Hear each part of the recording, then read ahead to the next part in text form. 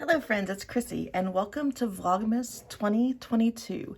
Yes, I know it is several days into the traditional Advent season and it is past December 1st, but you know what? I set my own rules. My husband and I had this discussion last night about how we get to decide what parts of the holiday season are important to us. And we were talking about how we are looking at our continued tradition of Christmas lasting through to Epiphany, through the 6th of January. So that got me thinking, then why can't Vlogmas start a flexible time in December and go to a flexible time in January? So that's what I'm doing. So today is Vlogmas.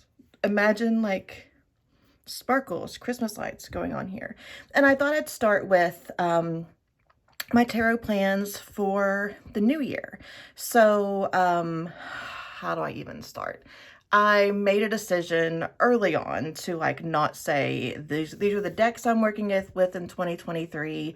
These are the decks I want to learn more about, but my actual spiritual reflective practice of tarot at this point is going to be whatever it wants to be. I'm not setting any rules on that.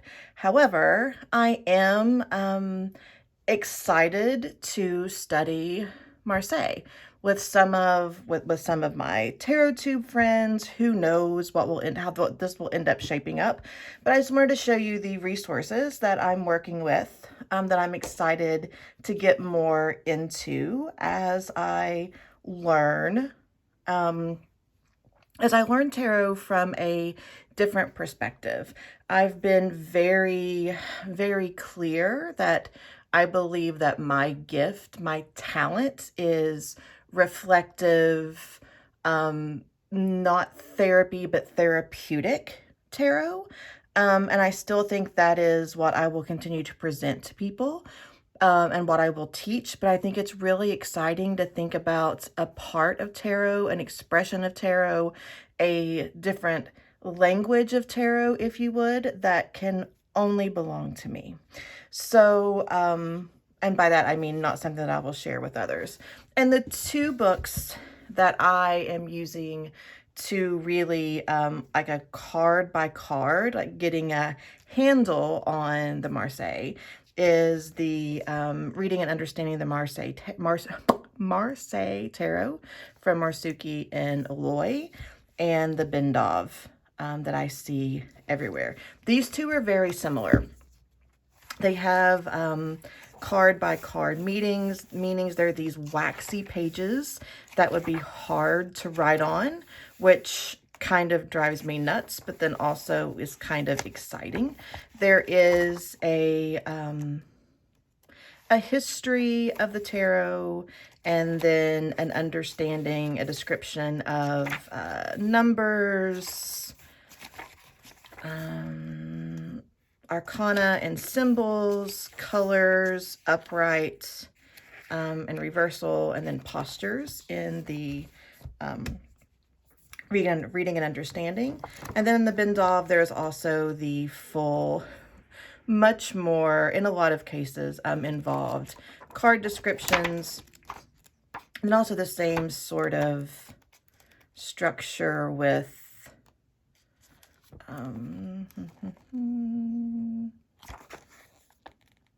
spreads, colors, numbers, figures, body parts, order and chaos, titles and numbers, a lot of structure in both of these. I'm also very excited about the Tom Benjamin Tarot on Earth. I've already started poking around in all of these books. This one is very much, it's a course. Tom talks about that a lot in the intro. And I'm super excited to be really nerdy and to make charts and to really work through the workbook as a way to practice reading Marseille, not just learning the cards as they go. So what I'm really hoping to do is to work through this book the first few months of the year, and then to work through it again at the end of the year and see how things have shifted. So the other book that I have is Read Like the Devil from Camilla Ilias. And this book is knocking my socks off. So I'm this far. I'm almost halfway through. And it is, it's not telling anything about the cards. In the early, oh wait, I realized I forgot a book downstairs. I'll talk about this and then I'll go get it. So this book also says very little about the card by card meanings, at least where I am. And it is all about how to read them. And I love it. I really, this book I feel like has given me so much understanding in what I want, what the potential of reading cards in this way. And I'm so very excited. But yeah, there is not, at least to my knowledge, there is not a card by card breakdown anywhere in this book. It almost seems like that is discouraged to have that sort of list, and really from an intuitive, more logistical than intuitive standpoint. This book is totally rocking my world. So let me go downstairs and get the other one I want to talk about, and I'll be right back. So the other book that I have actually already read, which was why it was downstairs in my read pile, not my to-be-read pile, is the Cartomancy book by Roger Horn. And I feel like this book is very much if Tarot on Earth and Read Like the Devil had a succinct baby.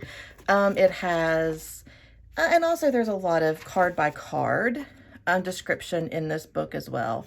But I feel like it kind of gives a little bit per card, not too much, a nice digestible meaning. And it does look more at playing cards than it does Marseille. It kind of brings the two together, which I'm really curious how my practice will shape up, because I would really like in the next few years to feel comfortable with playing cards.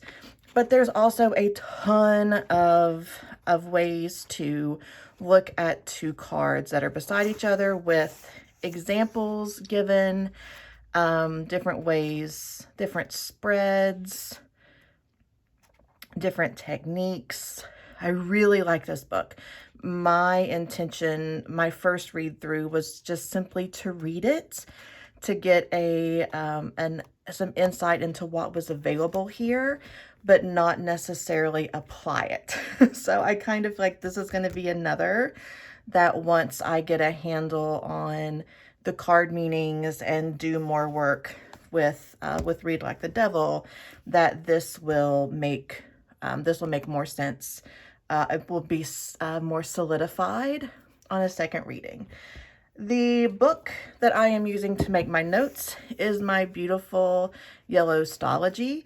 This is the book that I used for Reiki school. So that got me to this point in the book. So, and these notebooks last forever for me. My writing gets pretty small. I didn't glue anything in here for Reiki school, which I'm sure I will with this Marseille study. But I wanted to utilize this book, the rest of this book, for something else that was important to me. And it feels like a place to have my Marseille notes. This feels like a nice, color appropriate as well notebook for this study. So I have 3 decks that I am working with as I study Marseille. We're gonna say 3.5 because I do have a majors only deck in here, and this is the Jacques Viville. What I like about this Marseille deck is they also included more traditional RWS majors for the ones that were, for someone who is more comfortable with RWS, I guess. I kind of really picked and chose which ones I wanted to use. This deck is a nice matte. It shuffles surprisingly well. It feels slightly rose petalish, so I didn't know how it would shuffle, but it has, go together, it has so much give that even with the stickiness of the matte, the flexibility totally makes up for that. I really enjoy, yeah, this is a really, really nice shuffle. I enjoy the colors a lot. This slate blue and this dandelion-y, yeah, that yellow are probably two of my absolute favorite colors. I'm already thinking about what mild liners will match well with each of these colors for note-taking purposes. I'm very excited about what this cute little yellow book is going to end up looking like with these as the pages, or as the cards that are glued in, with the slate gray bluish color, the brick red, the marigold, the dark green. I'm very excited. And I look at these cards and sincerely, I feel a sense of curiosity. I feel excitement for the learning that I will do, for the potential to understand myself and the cards in a different way. I'm really excited for this. And then I don't remember the company off the top of my head, but this is a majors only version of the Noble that I'm smacking myself because I know I got an email from them this morning. This is a deck that, at least the time I'm recording, is available for shipping only. So I think I paid $8 for shipping, and the deck itself was free. The coloring is very similar to the Noble. I mean, incredibly similar to the Noble, with some changes, of course. My deck came with a little pin, like a pin you would put on a bag of the Hanged Man, and with the face and the hair that I gave to my husband because it looked very cute and gingery like him. So this deck has come in really handy to keep shuffled, but to also have available as I'm flipping through various books and resources. So yeah, this is a tiny majors only of, this is the Noble, this is the Vivial. I will eventually get these right. I do want to go ahead and lay out, just put it out there.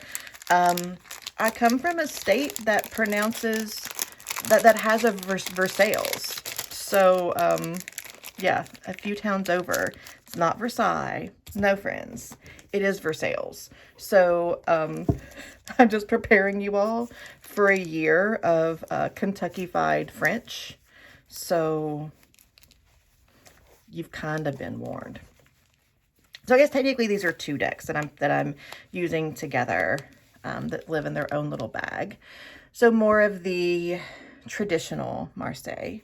And then I have the Marshmallow Marseille, which is a modern / classical take. Really like this deck. I'm not sure about the choice of the color for the backs exactly. There is not a ton of blue in this deck. I feel like the backs could have been better suited as the yellow or the pink or the teal or one of the greens. There just doesn't seem to be I mean, here's blue, but it's not the same blue. There just doesn't seem to be a ton of blue in this deck. So I just find the choice of blue for the backs as a little odd. I don't dislike it. I think the holographic inlay is stunning. I just kind of don't get it. But you know, I also, you know, I just realized I can show this deck too. Hold on. This isn't the only deck I have that is Marseille style where the back is like, what? So maybe that's a thing. So the Marshmallow Marseille is my sort of hybrid classical to modern deck. Then I have the Tarot of Ozarks, which is definitely a, this deck is stunning. A very modern take on Marseille. I'm not even sure which cards all of these are. I'm hoping that that will become clear as I learn the system more. I wish I would have taken a video or photographs in order before I shuffled them, but man, they're a good shuffle. So, and that's your girl. Shuffle matters. I didn't shuffle the Marshmallow Marseille, but I really, it's a little short. Like playing card is a little shorter, so it's a little hard to, it's easy to riffle, but it's harder to bridge. But it's fine. It's fine. I can make it work. This deck, the cardstock feels very similar to the Guided Hand.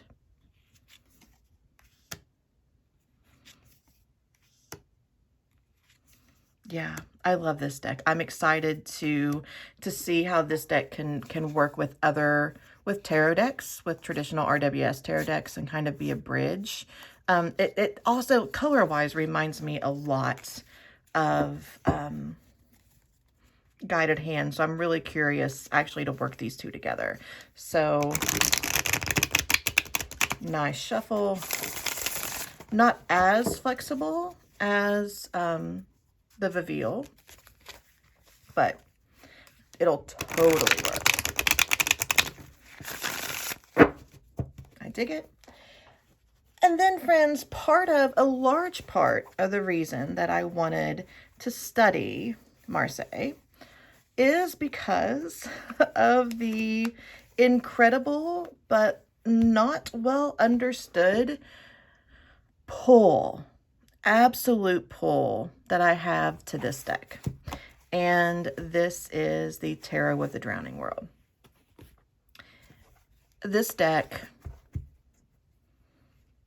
it speaks to me, it calls to me. Again, the backs don't match. I mean, I understand that we have water and nerve endings, and I get it, but color-wise, oh, these are in order, aren't they? I'm still going to show you how I shuffle them. It's a beautiful deck. There are a few extra cards, which are the same. Most of them are the same extra cards from Carnival at the End of the World. So that consistency has been nice. This deck is just... it has my heart, and I don't understand it. So, so a large part of me wanting to study Marseille was honestly to be able to work with this deck. So all of this, books, all of it is to better understand a deck that is pulled at my heart and my soul like no other in the Tarot of the Drowning World. So I'll put it back in order whenever I feel the need. I don't know why I had it in order. Did I video something? I don't know. These are way too long for me to shuffle, to riffle, but they go in just fine, side to side. They don't take any sort of bend or crease when they're shuffled, side to side. And the width of them is really nice, so overhanding them is no problem either.